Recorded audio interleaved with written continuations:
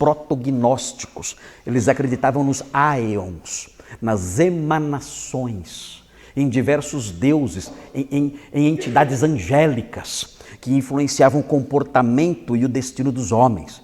E eles agiam de tal forma a influenciar essas entidades. É algo de louco, é coisa de maluco o protognosticismo.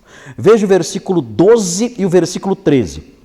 Estes homens são como rochas submersas em vossas festas de fraternidade. O que eram festas de fraternidade?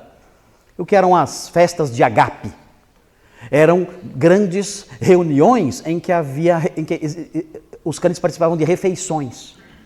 Então, era muito comum no primeiro século, depois isso mudou, mas era muito comum no primeiro século, depois da reunião da igreja ali, com as atividades normais da igreja, eles se reunirem para um banquete juntos, comerem juntos. Então, eles traziam pães, traziam bebidas, e ali então eles se confraternizavam naquele banquete. Eram as festas de fraternidade, as festas de amor. O apóstolo Paulo trata dessas festas quando ele escreve aos Coríntios, dizendo que alguns crentes estavam desprezando os pobres e comendo e deixando os pobres sem comer.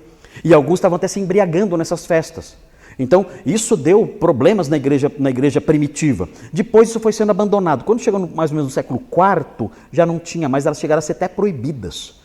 Porque imaginem, muitos incrédulos na igreja que viravam essas festas, né? Então começaram a proibir. Teve um tempo em que fazia diferente. Tinha o culto de manhã e só mais tarde tinha a festa de fraternidade. Mas depois, com o passar dos séculos, as festas de fraternidade acabaram.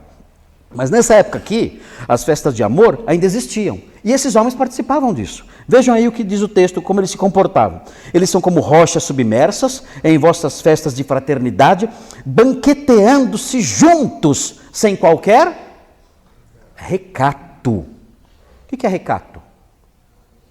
O que é recato? Pudor, vergonha. Eles não tinham vergonha.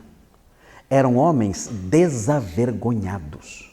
Eles se reuniam nessas festas, o comportamento deles era vergonhoso, era sujo, era imoral, suas conversas, suas palavras, sua postura, mas eles não tinham vergonha de nada disso. O texto fala que eles eram rochas submersas. O que significa isso? Eles eram perigos ali naquelas festas, eram perigosos. Porque se você mergulha num rio e você não vê uma pedra, o que acontece? Você se machuca, você se fere. Se você dirige um barco e tem uma rocha escondida, o que acontece? Você pode arrebentar o seu barco e afundar. Esses homens eram pessoas assim, eram pessoas perigosas e estavam ali naqueles banquetes. Vejam, pastores que a si mesmos se apacentam, vejam, eram líderes. Pastores que a si mesmos se apacentam, nuvens sem água impelidas pelos ventos, árvores em plena estação dos frutos, destes desprovidas, duplamente mortas, desarraigadas. Aqui uma descrição de que eles eram pessoas que, como pastores, deveriam produzir fruto para alimentar as pessoas. Mas produziam o quê? Nada. Eram árvores secas, não produziam nada que alimentasse o povo. E entre esses seus comportamentos havia esse problema da imoralidade. Verso 16.